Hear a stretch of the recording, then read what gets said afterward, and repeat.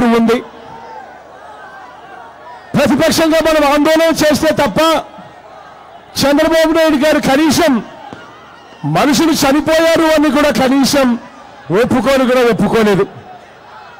ప్రతిపక్షంగా మనం ధర్నాలు చేస్తే అప్పుడు చివరకు 32 మంది చనిపోతే 8 మంది చనిపోయారని మాత్రమే ధృవీకరించారు. పరిహారం ఇచ్చి ఆ మిగిలిన వారిని పూర్తిగా ఎగ్గొట్టే కార్యక్రమం చేశారు ఈ పెద్ద మనిషి చంద్రబాబు నాయుడు గారి హయాంలో. కానీ ఇవాళకి కూడా ఆ దెబ్బతిన్న పైపుల్లో ఇప్పటికి కూడా మార్చలేదు అనంటే ఎంతటి దారుణమైన పరిస్థితిలో ఇవాళ ఈ ప్రభుత్వం నడుస్తా ఉంది అని చెప్పడానికి వేరే ఉదాహరణ అవసరం లేదు.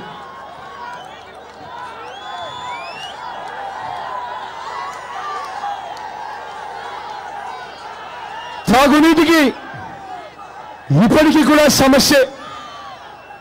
శివారు కాలనీల్లో 2 రోజులకు ఒకసారి నీళ్లు ఇస్తా ఉన్నారు. డ్రింకింగ్ వాటర్ ఇవ్వడానికి 2013లోనే 365 కోట్ల రూపాయలు కేటాయించింది గత ప్రభుత్వం. ఆ గత ప్రభుత్వం 365 కోట్ల రూపాయలు కేటాయించినప్పటికీ ఇప్పటికీ కూడా పనులు కావడం లేదు అనంటే ఆ పనులు ఇప్పటికీ కూడా సాగుతూనే ఉన్నాయంటే నిజంగా వీళ్ళకు మన మీద ఏ మేరకు ధ్యాస ఉంది, మన సమస్యల మీద వీళ్ళకు ఏ మేరకు ఆలోచన ఉంది అని చెప్పడానికి నిదర్శనం ఇంతకన్నా అవసరమని అడుగుతా ఉన్నా. ఇదే గుంటూరు ప్రభుత్వ ఆసుపత్రిలో మీరంతా కూడా చూశారు. సదుపాయాలు ఏ స్థాయిలో ఉన్నాయో మీరంతా కూడా చూశారు. చివరకు ఆపరేషన్ చేయించాలంటే ఆపరేషన్ థియేటర్లో లైట్లు లేక జనరేటర్లు కూడా సరిగ్గా పనిచేయక సెల్ ఫోన్లో లైట్ ఆన్ చేసుకొని ఆ సెల్ ఫోన్ వెలుగులో ఆపరేషన్ చేస్తా ఉన్నారు అనంటే ఇంతకన్నా దారుణమైన పరిస్థితి ఎక్కడైనా ఉంటుందా అని అడుగుతా ఉన్నాను మీ అందరి తరపున. ఇదే ఆసుపత్రిలో 10 రోజుల వయసున్న చిన్నారి ఎలుకలు కొరికి చనిపోయిన పరిస్థితిని మనం చూశాము అంటే ఒకసారి నేను మిమ్మల్ని అందరినీ ఆలోచన చేయమని అడుగుతా ఉన్నా. చంద్రబాబు నాయుడు గారి కన్నా ముందు చాలా మంది ముఖ్యమంత్రులు చూశాం.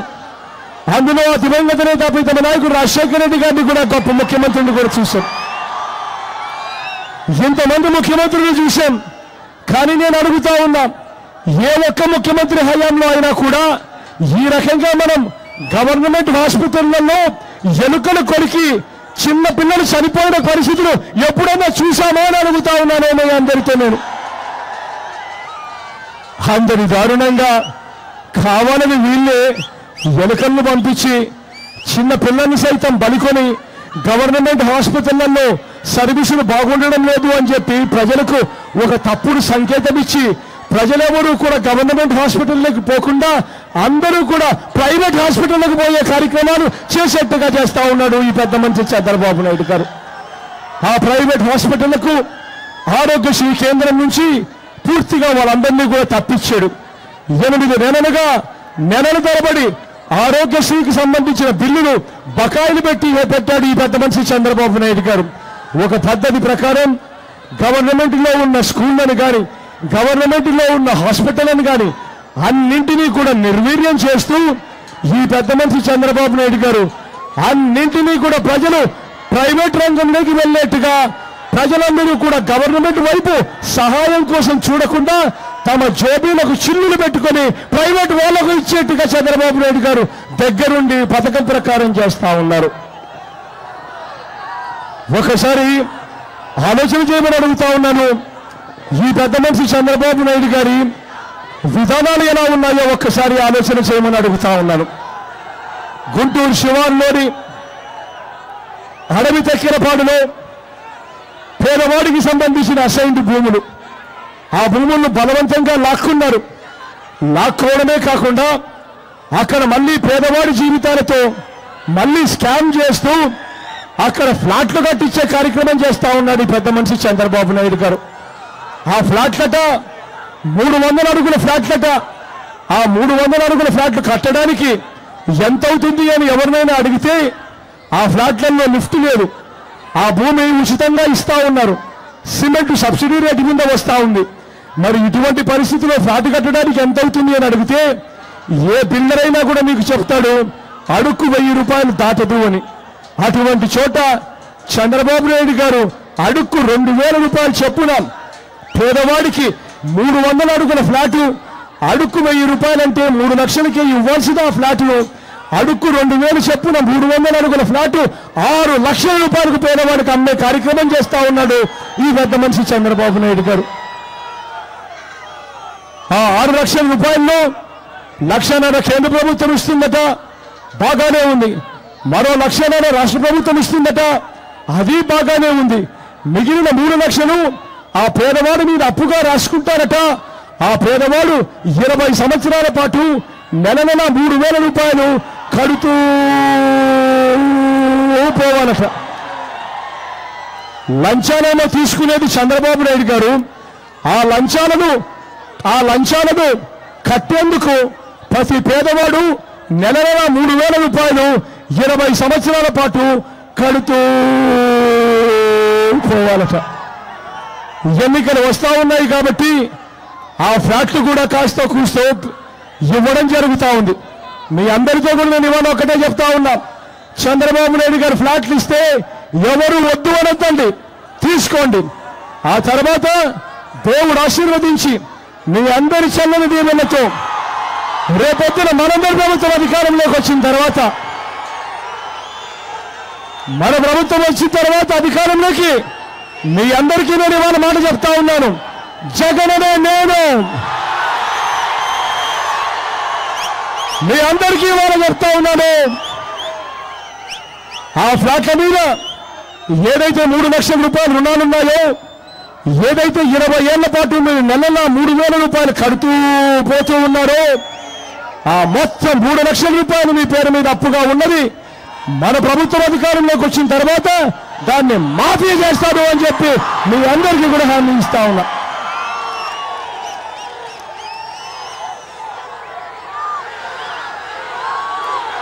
ఒకసారి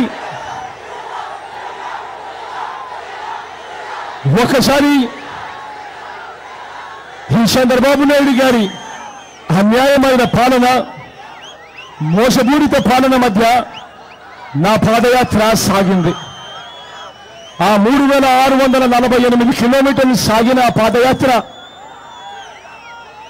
ప్రతి ఊర్లో నుంచి జరిగింది. ప్రతి పేదవాడు పడతా ఉన్న బాధలు విన్నా.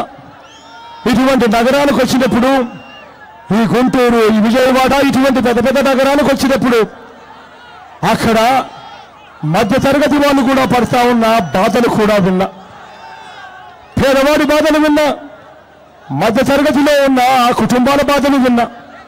ఆ మధ్యతరగతి వాళ్ళు వచ్చి నా దగ్గరకు వచ్చి, అన్నా మా పరిస్థితి అంతే దారుణంగా ఉంది, బ్రతకలేని పరిస్థితిలో మేము కూడా ఉన్నామన్నా అని చెప్పి వాళ్ళు చెప్పిన బాధలు కూడా విన్నా.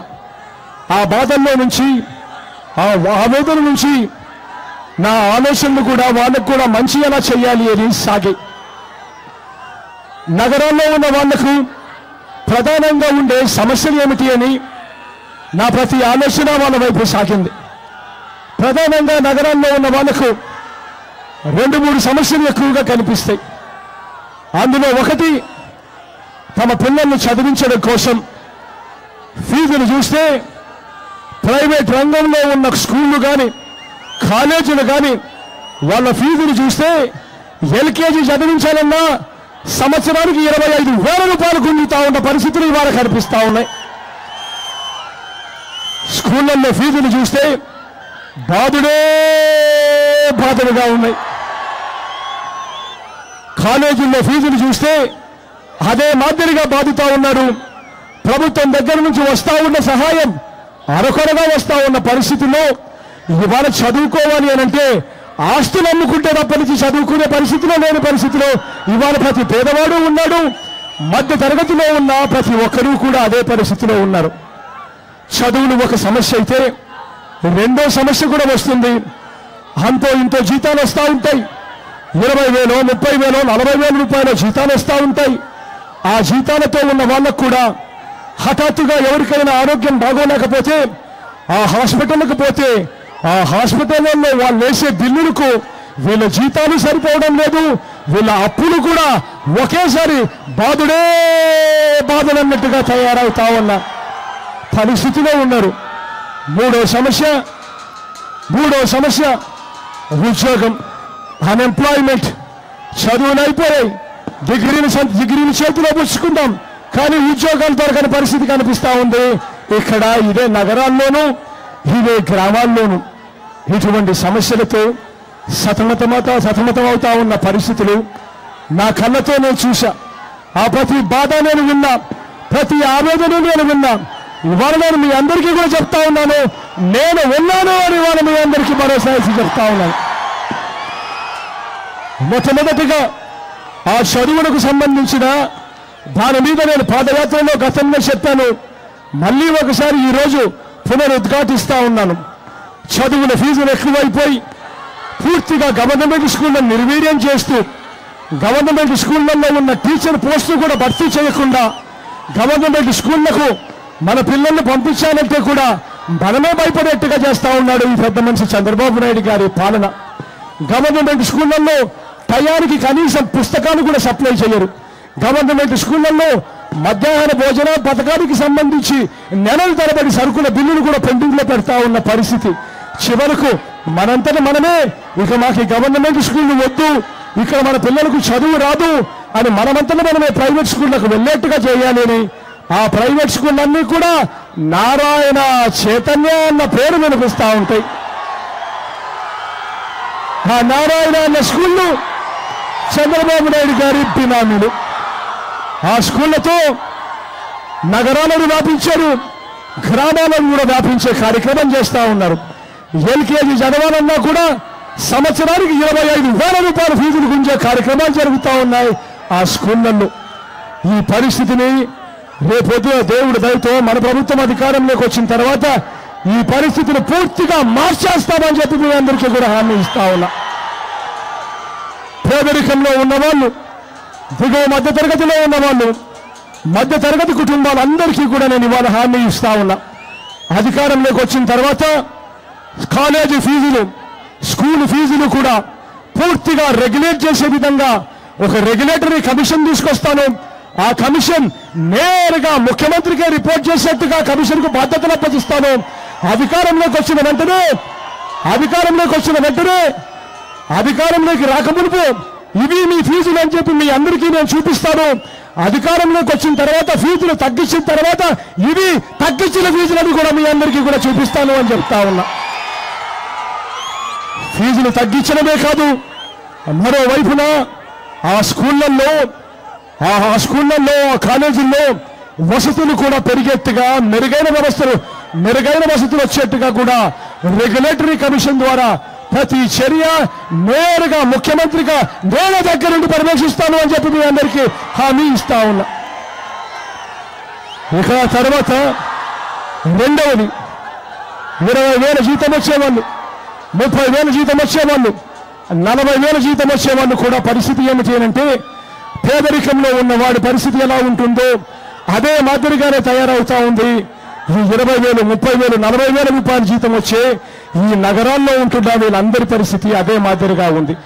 ఒక్కసారి ఏదైనా ఆరోగ్యం బాగోలేకపోతే హాస్పిటల్కు వెళ్తే ఆ వైద్యం దెబ్బకు ఉన్న ఆస్తులు కూడా అమ్ముకోవాల్సిన పరిస్థితిలో ఇవాళ ప్రతి ఒక్కరూ కూడా తయారయ్యే పరిస్థితి ఇవాళ కనిపిస్తూ ఉంది.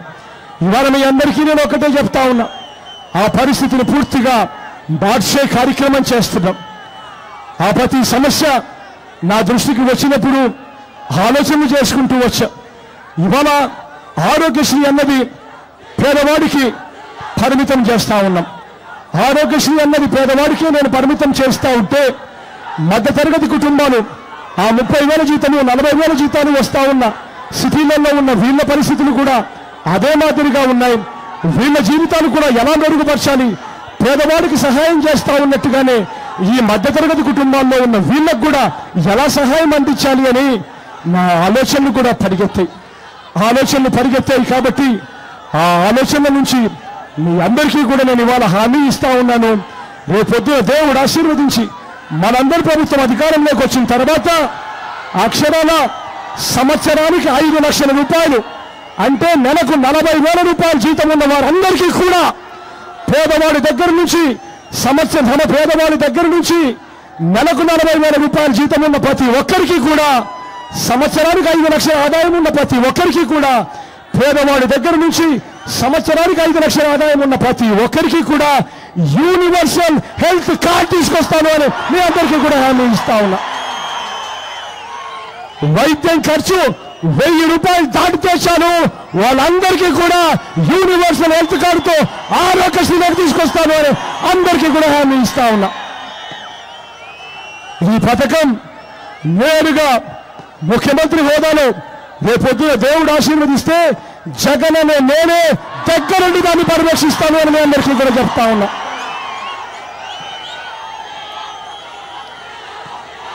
పరిస్థితులు పూర్తిగా మారుస్తానని చెప్తా ఉన్నా. ఇక మూడవది ఉద్యోగాలకు సంబంధించిన పరిస్థితుల మీద నేను చాలా సందర్భాలలో మాట్లాడుతూ వచ్చా. అక్షరాల గవర్నమెంట్లో ఖాళీగా ఉన్న ఉద్యోగాలు 1,42,000 ఖాళీగా ఉన్నాయి అని చెప్పి తెలిసిన పరిస్థితులు చెప్పా. అవి ఇవాళ రిటైర్ అయిపోయిన వాళ్ళతో కలిపి 2,30,000 ఉద్యోగాలకు ఎగబాకిన పరిస్థితి గురించి చెప్పా. గవర్నమెంట్లో ఉన్న వ్యక్తులు కనీసం ఒక్కటంటే ఒక్క ఉద్యోగం కూడా ఇవ్వని పరిస్థితుల గురించి కూడా చెప్పా. ఆ ఉద్యోగాల కల్పనలో ఆ గవర్నమెంట్లో ఖాళీగా ఉన్న 2,30,000 ఉద్యోగాలే భర్తీ చేయడమే కాకుండా ఒక అడుగు ముందుకు వేస్తూ గ్రామ సెక్రటేరియట్, వార్డు సెక్రటేరియట్ అని చెప్పి తీసుకొచ్చి మీ ప్రతి వార్డులోనే చదువుకున్న మీ పిల్లలకు 10 మందికి అక్కడే గవర్నమెంట్ ఉద్యోగాలు వచ్చేట్టుగా చేస్తారని కూడా హామీ ఇచ్చా. ఇంకా ఒక అడుగు ముందుకు వేస్తూ ప్రతి 50 ఇళ్లకు ఒకరిని గ్రామ వాలంటీర్గా తీసుకుంటూ గౌరవ వేతనం 5,000 రూపాయలు ఇస్తూ ఆ 50 ఇళ్లకు సంబంధించిన ప్రతి సంక్షేమ పథకానికి సంబంధించిన ప్రతి విషయము కూడా నేరుగా ఈ 50 ఇళ్లకు సంబంధించిన ఈ గ్రామ వాలంటీర్ గ్రామ సెక్రటేరియట్తో అనుసంధానమై ప్రతి పేదవాడి ఇంటికి వెళ్ళి ఆ గ్రామ వాలంటీర్ తలుపు కొట్టి ప్రతి పథకం డోర్ డెలివరీ అయ్యేట్టుగా తను అని చెప్పి కూడా హామీ ఇచ్చా. ఉద్యోగాలకు సంబంధించి పరిశ్రమల్లో మన పిల్లలకు చదువులు, మన పిల్లలకు ఉద్యోగాలు వచ్చే విధంగా మొట్టమొదటి శాసనసభలోనే ఒక తీర్మానాన్ని చేస్తామని 75% ఉద్యోగాలు లోకల్ వాళ్ళకే వచ్చేట్టుగా తీర్మానం చేస్తాను అని చెప్పి ఇదివరకే మీ అందరికీ కూడా చెప్పడం జరిగింది. ఇక చివరిగా గవర్నమెంట్ కాంట్రాక్ట్లలో కూడా బస్సుల దగ్గర నుంచి అద్దెకు తీసుకోవడం దగ్గర నుంచి, కార్లు అద్దెకు తీసుకోవడం దగ్గర నుంచి లాభదాయకంగా ఉన్న ప్రతి గవర్నమెంట్ కాంట్రాక్ట్ కూడా ఇక మీదట జేసీ బ్రదర్స్ కో, కాశీరేని ట్రావెల్స్ కో కాదు పోయేది, ఇక మీదట పోయేది నిరుద్యోగ యువతకే పోయేట్టుగా కూడా చేస్తానని కూడా హామీ ఇచ్చా. దానికోసం యువతకు సబ్సిడీ కూడా వచ్చేట్టుగా కూడా చేస్తాను అని చెప్పి కూడా హామీ ఇచ్చా. అందులో 50% యువతకు, ఎస్సీలకు, బీసీలకు, మైనారిటీలకు వాళ్ళకు రిజర్వేషన్ కూడా వచ్చేట్టుగా కూడా చేస్తాను అని కూడా చెప్పా. ఇవన్నీ కాక ప్రత్యేక హోదాను సాధించుకొని ఆ ప్రత్యేక హోదా ద్వారా 100% ఇన్కమ్ ట్యాక్స్ కట్టాల్సిన పని లేని పరిస్థితి, 100% జీఎస్టీ కట్టాల్సిన పరిస్థితి, ఈ రెండు కూడా వచ్చిన వెంటనే హోటళ్లు రావడం, హాస్పిటల్ రావడం, ఐటీ రంగంలో అభివృద్ధి చెందడం, ఫ్యాక్టరీలు రావడం అన్నీ కూడా ముందుకొచ్చి ఆ ప్రత్యేక హోదా సాధించడం వల్ల ప్రతి నగరము హైదరాబాద్ మించిన నగరం కింద అయ్యే పరిస్థితి తయారవుతుందని కూడా ఇదివరకే చెప్పా. వీటి అన్నింటి వల్ల మంచి జరుగుతుందని సంపూర్ణంగా కూడా నేను నమ్ముతా ఉన్నా. మీరందరూ కూడా నవరత్నాల్లోని ప్రతి అంశము కూడా ప్రతి అక్క దగ్గరికి తీసుకొని పోవాలి, ప్రతి చెల్లెమ్మ దగ్గరికి తీసుకొని పోవాలి, ప్రతి అవ్వ దగ్గరికి తీసుకొని పోవాలి, ప్రతి తాత దగ్గరికి తీసుకొని పోవాలి. నవరత్నాల వల్ల ప్రతి జీవితం బాగుపడుతుందని, ప్రతి ఇంట్లోనూ వెలుగులు వస్తాయని నేను సంపూర్ణంగా కూడా నమ్ముతా ఉన్నా. మీరందరూ కూడా నవరత్నాల్లో జరిగే మంచి గురించి చెబుతూ ఎన్నికల వేళ చంద్రబాబు నాయుడు గారు కుట్రలు పన్నుతూ మూటలు డబ్బులు పంపించి ప్రతి చేతిలోనూ 3,000 రూపాయలు డబ్బులు పెట్టి ఓటర్లను కొనుగోలు చేసే కార్యక్రమం చేస్తాడు. ఆ కొనుగోలును జరగకుండా ఆ ప్రతి అక్కను కలిసండి, ప్రతి చెల్లెమ్మను కలవండి, ప్రతి అవ్వను కలవండి, ప్రతి తాతను కలవండి, కలిసి ఆ ప్రతి అక్కకు చెప్పండి, అక్క చంద్రబాబు ఇచ్చే 3,000 రూపాయలకు మోసపోవద్దక్క, వారం రోజులు ఓపిక పట్టక్క, అన్నను ముఖ్యమంత్రిగా చేసుకుంటాము. అన్న ముఖ్యమంత్రి అయిన తర్వాత మన పిల్లలను మనం కేవలం బడులకు పంపిస్తే చాలు. బడికి పంపించినందుకు అన్న సంవత్సరానికి 15,000 రూపాయలు ఇస్తాడు అనే ప్రతి అక్కకు చెప్పండి. ఇలా నవరత్నాల్లోని ప్రతి అంశము ప్రతి ఇంటికి తీసుకొని పోయి ప్రతి అక్కకు, ప్రతి చెల్లెమ్మకు, ప్రతి అవ్వకు, ప్రతి తాతకు కూడా నవరత్నాల్లో జరిగే మేలు గురించి చెప్పమని, చంద్రబాబు నాయుడు గారి మోసాలకు మోసపోవద్దని, ఈ చెడిపోయిన ఈ రాజకీయ వ్యవస్థలోకి మార్పు తీసుకొని రమ్మని, ఒక నాయకుడు మైకు పట్టుకొని ఫలానిది చేస్తాను అని చెబితే ఆ రాజకీయ నాయకుడు ఆ చెప్పినది ఎన్నికల ప్రణాళికలో పెట్టి ప్రజలను ఓటడిగితే, ఓటు అడిగిన తర్వాత గెలిచిన తర్వాత ఆ రాజకీయ నాయకుడు అది చెయ్యకపోతే తన పదవికి తాను రాజీనామా చేసి ఇంటికి వెళ్ళిపోయే పరిస్థితి తీసుకొని రావాలి అని చెబుతూ ఈ చెడిపోయిన ఈ రాజకీయ వ్యవస్థలోకి మార్పును తీసుకొని రమ్మని మిమ్మల్ని అందరినీ కూడా కోరుతూ, విశ్వసనీయత అన్న పదానికి అర్థం తీసుకొని రమ్మని మిమ్మల్ని అందరినీ కోరుతూ, మీ అందరి చల్లని దీవెనలు, చల్లని ఆశీస్సులు. నా ఎడం వైపున ముస్తఫా ఉన్నాడు,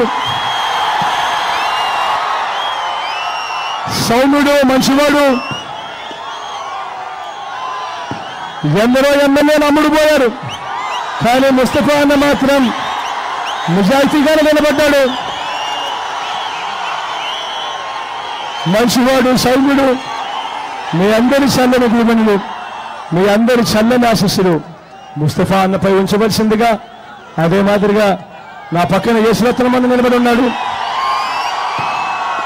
ఐజీగా రిటైర్ అయిపోయి ఒక మంచి పోలీస్ అధికారి మనకు ఎమ్మెల్యేగా వస్తూ ఉన్నాడు. మంచివాడు, సౌమ్యుడు. వీరిద్దరికీ కూడా మీ చల్లని దీవెనలు, చల్లని ఆశీస్సులు కూడా ఇవ్వాలని ప్రార్థిస్తా ఉన్నా. అదే రకంగా వేణు ఉన్నాడు, ఎంపీ అభ్యర్థిగా నిలుచుంటా ఉన్నాడు. యువకుడు, ఉత్సాహవంతుడు. మీ అందరి చల్లని దీవెనలు, చల్లని ఆశీస్సులు వీరందరిపై, వైఎస్ఆర్ కాంగ్రెస్ పార్టీపై ఉంచవలసిందిగా సవినయంగా చేతులు జోడించి పేరు పేరున ప్రార్థిస్తా ఉన్నా.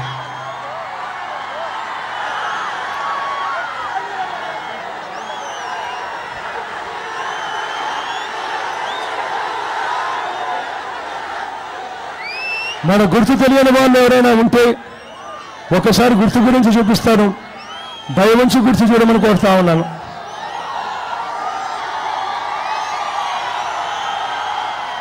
మన గుర్తు ఫ్యానన్నా,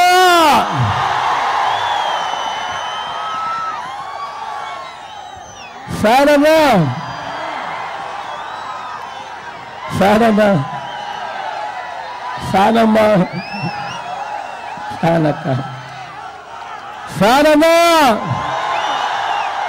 అక్క, ఫ్యానక్క, ఫ్యానన్నా, ఫ్యానన్నా, అక్క, ఫ్యానక్క, అక్క, ఫ్యానక్క, ఫ్యానన్నా.